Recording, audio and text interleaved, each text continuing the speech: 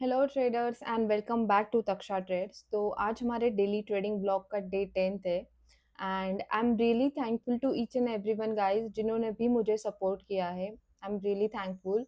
तो let's get start आज का ब्लॉग। और गाइस ऑनेस्टली स्पीकिंग मॉर्निंग में मेरा ट्रेड लेने का बिल्कुल मन नहीं था, क्योंकि स्क्रीन पे आपको दिख ही रहा है कल मॉर्निंग के ट्रेड में मुझे लॉस हुआ था एंड इवनिंग में भी जो मैंने ट्रेड एग्जीक्यूट किया था उसमें भी मुझे अच्छा खासा लॉस हुआ था। तो आई वाज प्लानिंग कि आज थोड़ा ब्रेक ले लेते हैं, बट ये मेरे साथ फर्स्ट टाइम तो नहीं हुआ। इससे पहले भी हो चुका है और बहुत बार हो चुका है एंड इट्स वेरी नॉर्मल कि लॉस के बाद ये स्टेट ऑफ माइंड होना, इट्स नॉर्मल।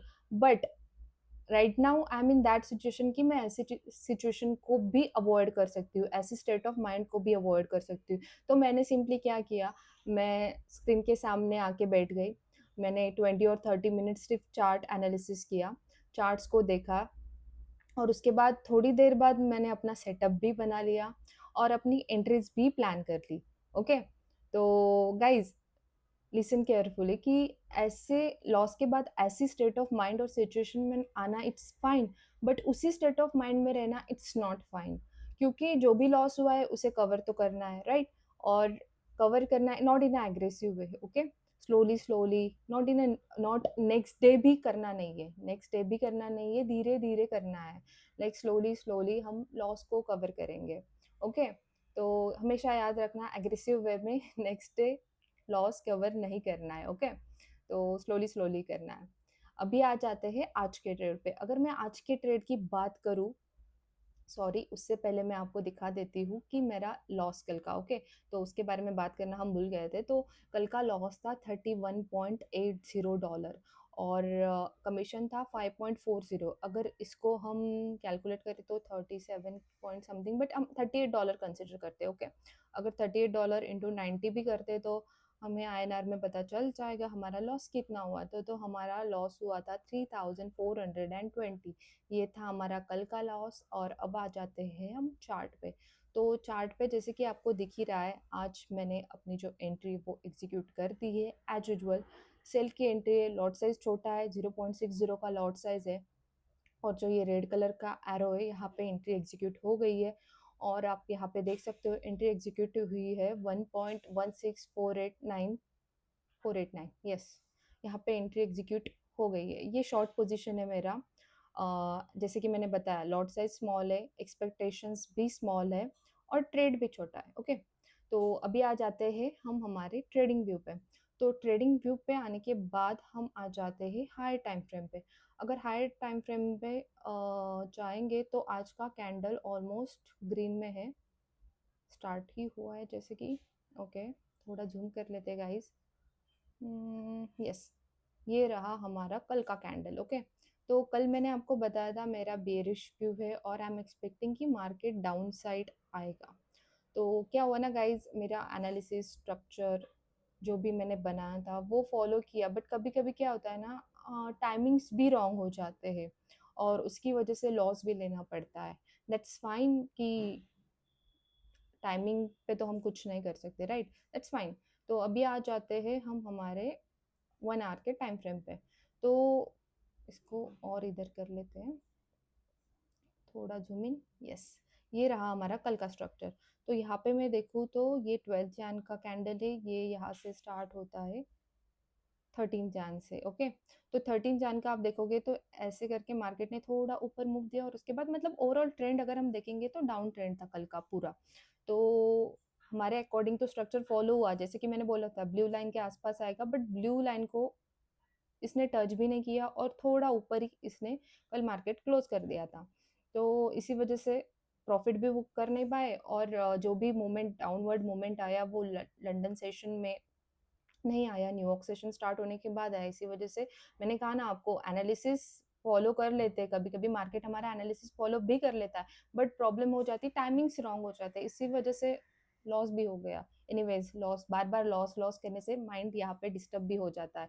ये चीज़ भी मुझे भी सीखनी चाहिए। ओके, तो यहाँ पे आ जाते हैं हम हमारे आज के एनालिसिस पे। ओके, तो कल मैंने बोला था ये जो ब्लू कलर का जोन है यहाँ पे मार्केट को एक रेजिस्टेंस है। यहाँ से देखो कल तो ये ऊपर भी नहीं गया, येलो कलर के लाइन से ही नीचे आ गया, राइट? और मैंने बोला भी था ये जो येलो कलर का लाइन है और रेड कलर का लाइन है, लाइक रेड कलर के लाइन के आसपास यहाँ पे मार्केट साइड वेज भी हो सकता है। ये 15 आवर के टाइम फ्रेम पे देखेंगे ना तो क्लियरली विजिबल होगा। देखो यहाँ से जो मार्केट ने थोड़ा बहुत साइड वेज स्ट्रक्चर दिया है, देखो करेक्शंस भी किए हैं, तो ये इसी की वजह से, क्योंकि 1 आवर के टाइम फ्रेम पे देखोगे तो यहाँ पे उससे एक एफयूजी था। जैसे कि मैंने कल बोला था, ये एफयूजी ब्रेक करना ईज़ी नहीं है। मार्केट डाउनवर्ड आएगा बट स्लोली आएगा। It was trying, market try करेगा कि पहले एफयूजी ब्रेक हो जाए, कि एफयूजी तो डायरेक्टली ब्रेक नहीं होगा क्योंकि वो एफयूजी था 1 आवर, 1 आवर और 4 आवर दोनों टाइम फ्रेम पे था।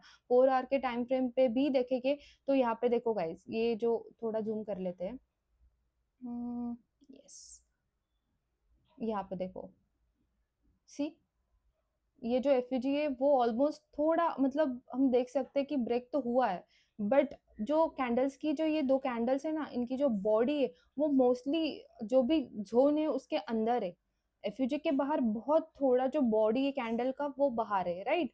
तो इसके अकॉर्डिंग ये तो प्रॉपर ब्रेक नहीं कह सकते हम, बट वी विल वेट कि ये ब्रेक हो जाए और 1 आवर के टाइम फ्रेम पे आते हैं। तो 1 आवर के टाइम फ्रेम पे पहले आई एम एक्सपेक्टिंग कि 1 आवर का जो ये वो तो ब्रेक हो जाए। देखो ये तो अभी तक यहाँ तो मतलब ज़ोन में भी नहीं आया है। ये कैंडल जो रेड कलर का कैंडल है यहाँ पे, इसका अगर आप विक देखोगे तो इसने यहाँ पे ज़ोन के आस-पास टच तो किया है, राइट? बट ब्रेक तो नहीं किया है। तो यही कि अगर ये 1 आवर का जो एफयूजी है यहाँ पे ये ब्रेक हो जाता है ना, तो डाउनवर्ड मूवमेंट एक्सपेक्टेड है। और ये सब चीज़ों को ध्यान में रखते हुए ही मैंने मॉर्निंग में अपना सेटअप बनाया था और जो भी अपनी एंट्रीज थी वो एग्जीक्यूट कर दी थी। तो अभी आई एम एक्सपेक्टिंग अगर डाउनवर्ड मूवमेंट आ जाता है तो प्रॉफिट बुक कर लेंगे। एनीवेज मैंने अपना प्रोसेस तो फॉलो कर लिया है और मेरा रिस्क भी यहाँ पे डिफाइन है, बट अभी आउटकम है वो मार्केट पे डिपेंड करता है, राइट? तो दैट्स ऑल फॉर मेरा आज का ट्रेड। बट गाइज, ब्लॉग के स्टार्टिंग में मैंने आपसे एक बात शेयर की थी, राइट? मैंने आपसे कहा था कि आज सुबह जो भी मेरा स्टेट ऑफ माइंड था उसे ओवरकम करके मैंने कैसे पॉजिटिव माइंडसेट के साथ स्टार्ट किया, राइट? तो यहाँ पे मेरे अकॉर्डिंग मार्केट में सबसे इम्पोर्टेंट चीज़ क्या है?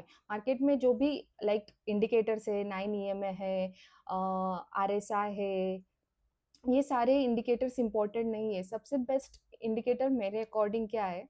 सेल्फ कंट्रोल, माइंडसेट और साइकोलॉजी। अगर आपके पास अच्छा सेटअप भी है, स्ट्रैटेजी भी है, बट आप इमोशंस को कंट्रोल नहीं कर पा रहे हो, तो वो स्ट्रैटेजी भी यूज़लेस है, वो सेटअप भी यूज़लेस है। एट द एंड हम जो भी है वो मार्केट के तो कंट्रोल नहीं कर सकते, राइट? हम कंट्रोल क्या कर सकते हैं? हमारे इमोशंस है, हमारा जो भी रिएक्शन है उसे कंट्रोल कर सकते हैं, और इमोशंस और रिएक्शंस को कंट्रोल करना ही ट्रेडिंग साइकोलॉजी है, राइट? तो बैटल एक्चुअली स्क्रीन पे होता है, राइट?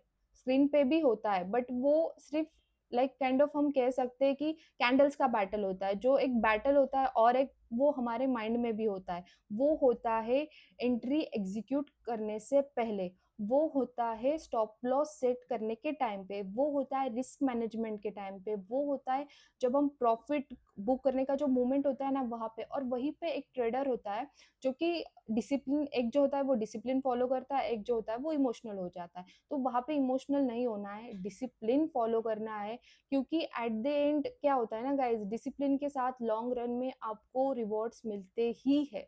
ओके, तो आई होप कि ये बातें आपको याद रहेगी। एंड गाइज, मेरा जो ये व्लॉग है वो सिर्फ profit losses, entries, execution, then जो भी मेरी एक्सपीरियंसेस है, लर्निंग्स है, यहाँ तक सीमित नहीं है। लेकिन यहाँ पे हम एक प्रोग्रेस जो हो रही है उसको भी डॉक्यूमेंट करते हैं, राइट? तो अगर आपको ऐसे ही रियल ट्रेडिंग ब्लॉग पसंद आते हैं, तो चैनल को लाइक करो, कमेंट करो, सब्सक्राइब करो। और याद रखना, यहाँ पे सिर्फ प्रॉफिट और लॉस नहीं होता, यहाँ पे प्रोग्रेस भी डॉक्यूमेंट होती है। और कल फिर मिलते हैं with the same market but new mindset के साथ। तब तक के लिए बाय एंड थैंक यू।